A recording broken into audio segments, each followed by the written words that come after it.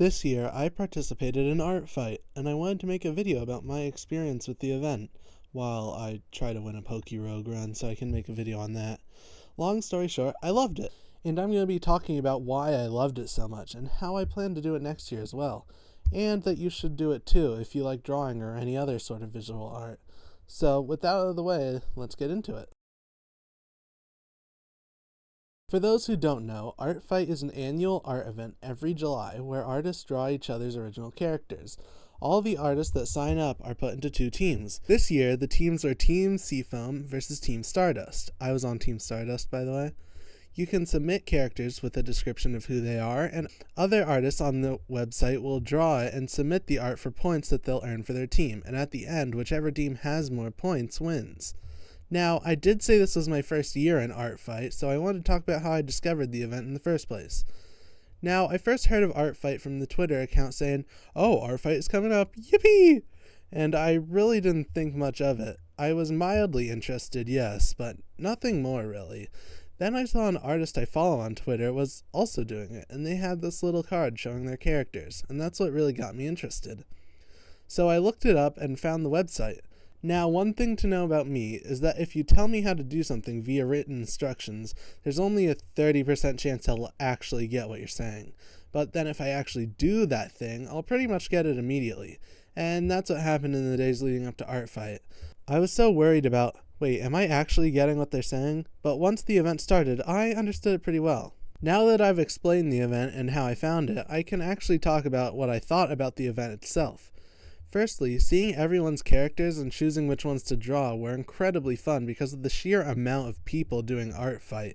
This was probably helped by the fact that it was done annually, so artists won't get burned out and will be ready to draw their people's characters again by the time next July rolls around. There were all kinds of characters to draw, and a lot of the characters I drew were incredibly fun to draw, regardless of if my drawings actually matched the vision I had for them. Obviously, I also liked people drawing my characters as well.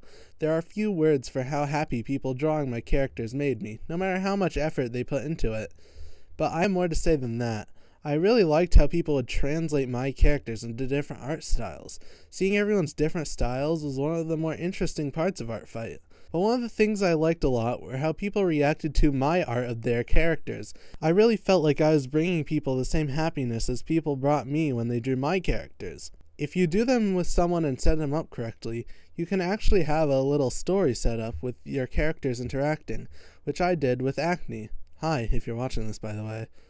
But there is one aspect I really liked about Artfight that I wanted to talk about specifically, and that's the competitive aspect.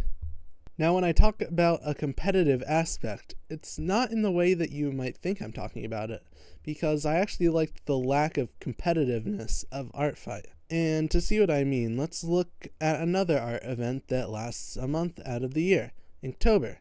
For those who don't know, Inktober is an event where each day of October is assigned a word, and you draw a picture every day that aligns with that day's word. The problem with Inktober for me was that it was hard to come up with something to make every single day, especially when some of the words were concepts rather than actual things you could draw. There's nothing wrong with Inktober, it can be fun, but I'm just saying I personally had more fun with Artfight than I did with Inktober. And I think this is due to the fact that you're not required to draw for Artfight. It is the point, but you're not required to draw every single day to keep up with Artfight. This allows for a lot more freedom and a lot less pressure. And even though there is a competitive aspect with the teams, those aren't really taken too seriously considering you can switch teams and you can friendly fire, which gives you less points for your team, but there's still the option.